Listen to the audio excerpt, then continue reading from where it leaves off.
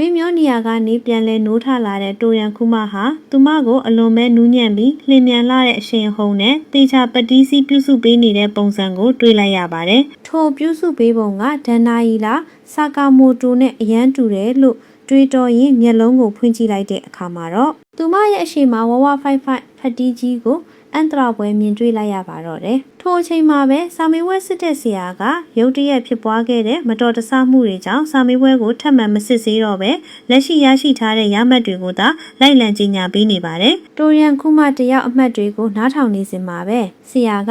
ဒန်နာယီလာကျေးစားကြီးကဒီမှာဘာလာလုပ်နေတာလဲလို့မေးမြန်းလိုက်တဲ့အတူဖတ်တီးကြီးရဲ့နာမည်ကိုကြားလိုက်ရပါတယ်။အစပိုင်းမှာနာမည်တူတာနေမှာပါလို့တွေးခဲ့ပေမဲ့လမ်းဖြတ်ပြီးဝတ်သွားတဲ့ဖတ်တီးကြီးရဲ့အမူအရာကိုကြည့်ပြီးအဲဒီဝဝဖိုင်ဖိုင်ဖတ်တီးကြီးဟာသူမအလွန်အားကျရတဲ့ဒန်နာယီလာဆာကာမိုတိုအစစ်အမှန်ဖြစ်နေတာကိုလုံးဝလက်ခံလို့မရနိုင်အောင်ဖြစ်သွားပါတော့တယ်။ထိုစဉ်မှာပဲတစ်ဖက်မှာတိုင်းကျိုးတွေနဲ့အချုပ်ခံထားရတဲ့ရှင်းနာရဟာအတိပြန်ဝင်ပြီးနိုးလာခဲ့ပါတယ်။ဒါပေမဲ့သူဟာဘာဖြစ်သွားမှန်းမသိပဲတကူလုံးအပြင်းထန်နာကျင်နေရတဲ့အတွက်အလွန်ပဲကြေကွဲစွာနဲ့အော်ဟစ်ငိုယိုပါတော့တယ်။ရှင်းသားရကငါကပတ်စံလိုချင်လို့ဒီစာမှုပွဲကိုလာပြေခဲ့တာပါ။တမင်မျက်နှာဖုံးဝတ်ထားတဲ့သူနဲ့သပင်ဖြူတဲ့ကောင်လေးတို့ကငါ့ကိုပတ်စံပေးပြီးခိုင်းတာပါလို့ငိုရင်းနဲ့ပြောပြပါတယ်။ရှင်းကလည်းသူ့ရဲ့စိတ်ကိုဖတ်ကြည့်ပြီးလိန်ပြောနေတာမဟုတ်ကြောင်းအတည်ပြုလိုက်ပါတယ်။အဲ့ဒီတော့မှခကြီးကဒီကောင်တွေကသူတို့ဖွဲ့ထဲမှာလူအင်အားတိုးပွားလာအောင်လို့ဒီစာမေးပွဲထဲဝင်ပြီးလူလာခေါ်တာဖြစ်မယ်လို့သုံးသပ်လိုက်ပါတယ်။ဒါပေမဲ့ဘာတွေပဲဖြစ်ပျက်ခဲ့ပါစေ။ရှင်းနဲ့ဖက်တီကြီးတို့ကတော့သူတို့ရဲ့မူလအစီအစဉ်အတိုင်းပဲရှေ့ဆက်သွားဖို့ဆုံးဖြတ်လိုက်ကြပါတယ်။အခြားတစ်ဖက်မှာဆူလာဟာဖက်တီကြီးတို့စာမေးပွဲမှာရှိနေတယ်ဆိုတာကိုသိရှိသွားခဲ့ပါပြီ။ဒါကြောင့်ဆူလာကတမင်ကောင်းကိုသူ့ရဲ့ JCC ကျောင်းမှာရှိခဲ့တဲ့အတိတ်ကမှတ်တမ်းအချက်လက်တွေအကုန်လုံးကိုတွားပြီးဖျက်ဆီးပစ်လိုက်ပါလို့အမိန့်ပေးလိုက်ပါတယ်။ထို့နောက်ဆူလာကဘေးကကခုကိုကြည့်ပြီးမင်းအနေနဲ့သဘောကျတဲ့လူမျိုးရှိလားလို့မေးမြန်းလိုက်ပါတယ်။တပြိုင်နက်တည်းမှာပဲဟယ်လီကော်ပတာကြီးနဲ့ကြံရှိနေတဲ့ကျောင်းသားတွေကိုနှစ်ယောက်တစ်ဖွဲ့ခွဲပြီးခေါ်ဆောင်သွားရာတိုရန်ခူမနဲ့မာဖူးယူတို့နှစ်ယောက်ကအရင်ဆုံးထွက်ခွာသွားကြပါတယ်။ဒါပေမဲ့မောင်နှင်ပေးနေတဲ့သူဟာအော်ဒါအဖွဲ့ဝင်ခါနာဂူရီဖြစ်ကြောင်းသိသွားတဲ့အခါမှာတော့မာဖူးယူဟာကြောက်လန့်ပြီးဟယ်လီကော်ပတာပေါ်ကနေခုန်ချပြေးဖို့ကြိုးစားပါတော့တယ်။အဲ့ဒီအချိန်ခါနာဂူရီဘေးကလူကမာဖူးယူပြေးမရအောင်လေဘင်းကိုအမိအယလမ်းပြီးညှစ်ထားလိုက်ပါတယ်။သို့တော်လည်းနှစ်ချက်ထဲကနေတဆင့်ဆူလာကအေးဆေးပဲခေါ်လာခဲ့ပါလို့လှမ်းပြောလိုက်မှသာမာဖူးယူကိုပြန်လဲလွှတ်ပေးလိုက်ပါတော့တယ်။ထို့အချိန်မြို့ထဲမှာတော့ရှိပါတို့အဖွဲ့ဟာခါနာဂူရီနဲ့အလုပ်တွဲပြီးမလုပ်ချင်ကြောင်းအဲ့ဒီလူကဘလိုနီးနဲ့အော်ဒါအဖွဲ့တဲကိုရောက်လာမှမသိကြောင်း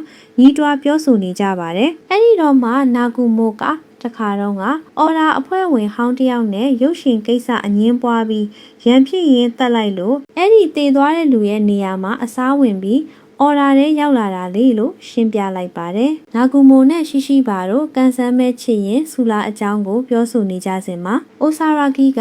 တကယ်လို့စာဆွရန်တာမရှိတော့ရင်ဘာဖြစ်လာနိုင်လဲလို့လှမ်းမေးလိုက်ပါတယ်။ရှိပါကတနိုင်ငံလုံးမှာပြစ်မှုကျူးလွန်တဲ့ကြေးစားတွေအများကြီးများပြားလာမှာပေါ့။ရဲတပ်ဖွဲ့ကလည်းစာဆွရန်ရဲ့အကူအညီမပါဘဲနဲ့ကြေးစားလောကကိုလုံးဝထိန်းချုပ်နိုင်မှာမဟုတ်ဘူးလို့ပြန်ဖြေလိုက်ပါတယ်။စကားတွေပြောဆိုရင်ကန်ဆန်းမဲချစ်လိုက်ကြရာအိုဆာရာဂီတယောက်ပဲကန်ကောင်းစွာနဲ့မဲပေါက်သွားပါတော့တယ်။တစ်ဖက်မှာလည်းခါနာဂူရီဟာသူ့ရဲ့ထုံးစံအတိုင်းပဲဖန်စီခေါ်ဆောင်လာခဲ့တဲ့မာဖူယူကိုကင်မရာကြီးနဲ့တကောက်ကောက်ဗီဒီယိုလိုက်လံရိုက်ကူးနေပါတယ်။အဲ့ဒါကိုကြည့်ပြီးကာရိုလို့ခေါ်တဲ့လူကမင်းဘယ်နှခါတောင်လိုက်ရိုက်နေမှာလဲ။မင်းရဲ့အောက်တန်းစားဝါသနာအတွက်ငါတို့အချိန်မပေးနိုင်ဘူးလို့ပြောဆိုကရုတ်တရက်ခါနာဂူရီကိုဝင်ရောက်တိုက်ခိုက်လိုက်ပါတယ်။ခါနာဂူရီကလည်းလျင်မြန်စွာပဲပြန်လဲကာကွယ်လိုက်ပါတယ်။ရန်ဖြစ်တာကိုရက်လိုက်ကြပါတော့လို့ဂျန်ဆိုတဲ့လူကဝင်ရောက်တားမြစ်လိုက်တဲ့အခါမှာတော့ကာရိုကမင်းကိုအပြစ်ပေးတဲ့အနေနဲ့ငါမပြောမချင်းအသက်မရှူနဲ့လို့ဂျန်ကိုအမိန့်ပေးလိုက်ပါတယ်။ထူးဆန်းစွာနဲ့ပဲဂျန်ဟာကာရိုပြောတဲ့အတိုင်းလုံးဝအသက်မရှူပဲအောင့်ပြီးနေလိုက်ပါတော့တယ်။ထို့နောက်သမင်ကောင်းကငါတို့အဖွဲ့ကပန်းနိုင်တစ်ခုအတွက်ထူးချွန်ပြီးထက်မြက်တဲ့လူငယ်တွေကိုလိုက်လံစုဆောင်းနေတာပါလို့ပြောလိုက်တဲ့အခါတိုရန်ခူမကပန်းနိုင်ဆိုတဲ့စကားလုံးကိုအရင်စိတ်ဝင်စားသွားပါတယ်။အဲ့ဒီတော့မှဆူလာကငါတို့ရဲ့ပန်းနိုင်ကစာစွရန် ကြီးကိုအမြင့်ပြတ်ဖျက်ဆီးပစ်ဖို့ပဲကဘာတစ်ကြီးစီပြောင်းလဲပြီးမြင့်မြတ်တဲ့တရားမျှတရေးကိုတည်ဆောက်မယ်လို့ကြေညာလိုက်ပါတယ်။ထို့နောက်သမင်ကောင်းကလုပ်ငန်းဝင်ခန်းစားချက်တွေနဲ့အလုပ်သမားအခွင့်အရေးအကြောင်းတွေကိုဆက်လက်စီယုံပြောပြနေပါတယ်။မာဖူးယူကသူတို့အဖွဲ့ထဲဝင်ဖို့ပြက်ပြက်သားသားညှင်းဆိုလိုက်တဲ့အခါမှာတော့သမင်ကောင်းရဲ့မျက်နှာဟာအနှဲငယ်တင်းမာသွားပါတော့တယ်။ခုနကအသက်အောင်ထားတဲ့ဂျန်ဟာအသက်မရှူရတာကြာသွားတဲ့အတွက်ရုတ်တရက်မူးလဲပြီးမြေပြင်ပေါ်လဲကျသွားပါတော့တယ်ဒီဘက်မှာတော့အိမ်တို့ဘေးကင်းစွာပြန်လည်ရောက်ရှိလာကြတဲ့ဖက်တီးကြီးတို့အဖွဲ့ဟာစာမွေးပွဲမှာကြုံတွေ့ခဲ့ရတဲ့အခက်အခဲတွေအဖြစ်အပျက်တွေကိုမိသားစုအားပြန်လည်ပြောပြနေကြပါတယ်။ရှင်းကငါတို့ရဲ့ရည်ရွယ်ချက်ကရဲ့ data ဘဏ်ကိုဖောက်ပြီးစူလာရဲ့အချက်လက်တွေကိုရယူဖို့ပဲ။အခုဆိုရင်အဲ့ဒီရည်ရွယ်ချက်နဲ့အရန်နီးကပ်လာပြီလို့ယုံကြည်ချက်ရှိရှိပြောလိုက်ပါတယ်။ထိုအချိန်မှာပဲသမီးလေးဟာနာကဖေဖေ JCC ကနေစာရောက်လာတဲ့ဆိုပြီးစာအိတ်လေးလာပေးပါတယ်။အားလုံးဝိုင်းဝန်းပြီးဖောက်ကြည့်လိုက်ကြတဲ့အခါမှာတော့ရှင်ကဂုံတိတ်ခါရှိရှိနဲ့အဆင့်1ရရှိပြီးအောင်မြင်သွားခဲ့ပါတယ်။ဒါပေမဲ့အားလုံးအံ့သသွားတာကတော့ဒနာရီလာကြီးစားကြီးဖက်တီကြီးကတော့စာမိုးပွဲကျသွားခဲ့လို့ပဲဖြစ်ပါတယ်။ဖက်တီကြီးခင်ဗျာစာမိုးပွဲကျသွားတဲ့အတွက်အလွန်ပဲရှက်ရွံ့နေရှာပါတယ်။ရှင်းကအန်သက်လွန်းလို့ကျောင်းဆရာစီကိုဖုန်းဆက်ပြီးမေးမြန်းလိုက်တဲ့အခါမှာတော့ဆရာကကျောင်းရဲ့စည်းကမ်းချက်အရလက်ရှိစုငွေထုတ်ပြန်အမဲလိုက်ခံထားရတဲ့ကြေးစားဟာကျောင်းတက်ခွင့်လုံးဝမရှိပါဘူးလို့ပြန်လည်ဖြေကြားလိုက်ပါတယ်။ဖုန်းချလိုက်ပြီးနောက်ရှင်ကဒါဆိုရင်တော့ကိုယ်တိုင်ကျောင်းကိုသွားပြီးမေးမှရတော့မယ်လို့ပြောလိုက်ပါတယ်။အဲ့ဒီချိန်မှာဘယ်ကနေဘလို့ရောက်ရှိနေမှန်းမသိတဲ့နာဂူမိုဟာရုတ်တရက်ပေါ်လာပြီးငါမှနီလန်းရှိရဲ့လို့ပြောကစာမပွဲကျသွားတဲ့ဖက်တီးကြီးကိုလှောင်ပြောင်ရီမောနေပါတော့တယ်။ဒေါသထွက်သွားတဲ့ဖက်တီးကြီးကိုရှင်ကမနှဲဝင်တားလိုက်ရပြီးနာဂူမိုကိုအဲ့ဒီနီလန်းကဘာလဲလို့မေးမြန်းလိုက်ပါတယ်။နာဂူမိုကကျောင်းသားအနေနဲ့ဝင်လို့မရရင်ဆရာအနေနဲ့ဝင်သွားပေါ့။အမှန်တော့ငါကိုယ်တိုင် JCC ကျောင်းထဲကိုဖောက်ဝင်ဖို့အများကြီးကြိုတင်ပြင်ဆင်ထားခဲ့တာဒါပေမဲ့အခုခီးသွားစရာပေါ်လာလို့နေရာလဲဖို့လူရှာနေရနဲ့ကွက်တီပဲလို့ပြောလိုက်ပါတယ်ရှင်းကလည်းငါကကျောင်းသားဘက်ကဝင်မယ်ဖက်တီးကြီးကဆရာဘက်ကဝင်မယ်ဆိုရင်အကုန်လုံးအဆင်ပြေတာပေါ့လို့တွေးတောလိုက်ပါတယ်ဒါပေမဲ့ဖက်တီးကြီးကငါစာကာမိုတိုဖြစ်နေတာလေ JCC ထဲကိုဘလို့မှဝင်လို့ရမှာမဟုတ်ဘူးလို့ညင်းလိုက်ပါတယ်နာဂူမို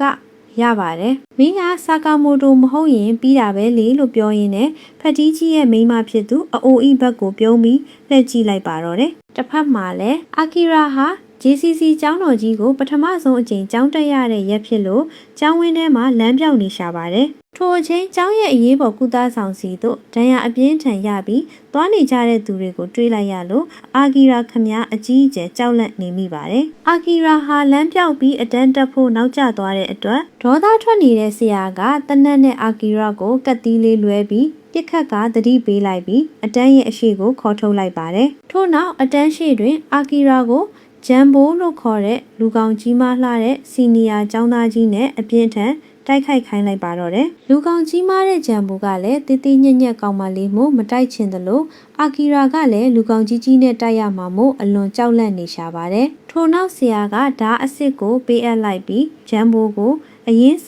တင်တိုက်ခိုက်ခိုင်းလိုက်ပါတယ်ဂျမ်ဘိုဟာကောင်မလေးမို့ဖြည်းဖြည်းလေးပဲတိုက်ဖို့ပြင်နေတဲ့အချိန်မှာတည်းရုတ်တရက်အာကီရာဟာလျှက်တစ်ပြက်အရှိန်နဲ့ဂျမ်ဘိုရဲ့ဓာတ်ကိုလွှတ်ကျသွားအောင်လုပ်လိုက်ပြီးမျက်နှာကိုတရဇက်အဆက်မပြတ်ထိုးနဲ့တိုက်ခိုက်လိုက်တာကြောင့်ဂျမ်ဘိုတယောက်ချက်ချင်းပဲမြေပြင်ပေါ်လဲကျသွားပါတော့တယ်အာကီရာဂျမ်ဘိုကိုထိထိမိမိတိုက်ခိုက်လိုက်တဲ့ပုံစံကိုကြည့်ပြီးအတန်းထဲကចောင်းသားတွေကဝိုးအဲ့ဒီတိုက်ခိုက်ပုံကဒန်နာရီလာဖက်တီကြီးနဲ့လုံးဝတူလိုက်တာဆိုပြီးအန်တာစွာတွေးတောနေကြပါတယ်ထို့အချိန်မှာပဲဆရာကအော်ပြောဖို့မေ့နေတာမင်းတို့ကိုမိတ်ဆက်ပေးဖို့ဆရာအကူတယောက်ကြံသေးတယ်လို့ပြောလိုက်ပါတယ်အမှန်တကယ်တော့အခုအတန်းထဲကိုရောက်ရှိလာတဲ့ဆရာအကူဟာနာဂူမိုကနေပြီးဖက်တီးကြီးကိုမိမဖြစ်သူအိုအီရဲ့ရုပ်ရည်အတိုင်းအသွင်ပြောင်းလဲပေးထားတဲ့ဖက်တီးကြီးပင်ဖြစ်ပါတော့တယ်နာဂူမိုကဖက်တီးကြီးကိုဒီအသွင်ပြောင်းလဲမှုက24နာရီပဲအချိန်ရမှာနော်လို့တတိပေးပြီးထွက်ခွာသွားခဲ့တာဖြစ်ပါတယ်။အခြားတစ်ဖက်မှာ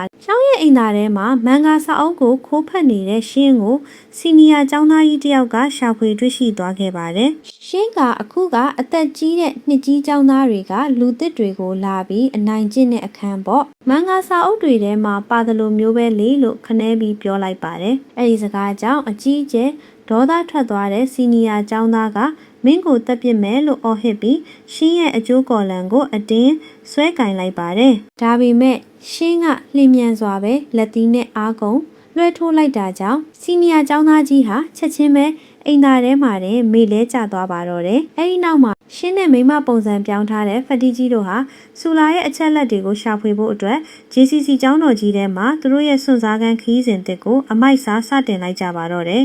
နမည်ကြီးဆာကာမိုတိုဒေးစ်ရဲ့စီဇန်2လေးကိုတော့ဒီနေရာမှာတင်ပြည့်စုံစွာအဆုံးသတ်ထားပါတယ်ဗျာကျွန်တော်တို့ channel မှာ season 1အစအဆုံးကိုလည်းတင်ပေးထားပြီးပြီမို့ဝင်ရောက်ကြည့်ရှုနိုင်ပါတယ်နော်နောက်ထပ် season 3ထွက်လာရင်လည်းအမြန်ဆုံးထပ်မံတင်ဆက်ပေးသွားမှာမို့ကြည့်ရှုအားပေးကြတဲ့ပရိသတ်ကြီးအနေနဲ့ကျွန်တော်တို့ channel ကို subscribe လုပ်ထားကြဖို့မမေ့နဲ့အောင်နော်အားလုံးကိုကျေးဇူးတင်ပါတယ်